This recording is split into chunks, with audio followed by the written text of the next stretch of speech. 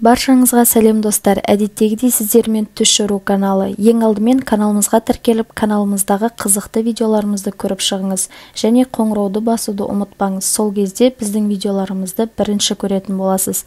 Ал бүгінгі түс шоруымыз түсімде жылағанымды көрдім деп аталады. Ал ендеше бастайық. Ибн Сириннің айтуынша, адам түсінде жылап жатса, жасының ұзақ болатындығын білдіреді деген.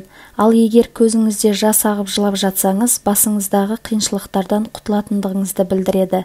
Жүкті әйел түсінде жылап жатқанын көрсе, қиыншылықтардан құтылып, жеңіл босанатындығын білдіреді.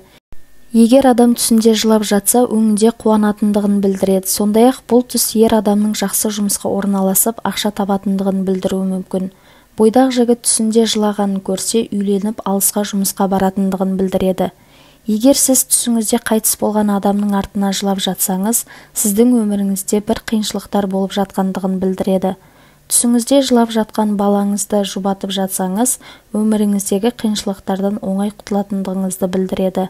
Тұрмыстағы әйел түсінде жылап жатқандығын көрсе, өмірінде қиыншылықтар болып жатқандығын білдіреді.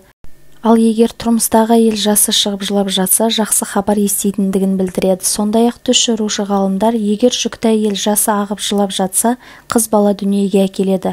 Ал егер жасы ақпай қатты дауыстап жылап жатса, ұл бала босанатындығын білдіреді деген.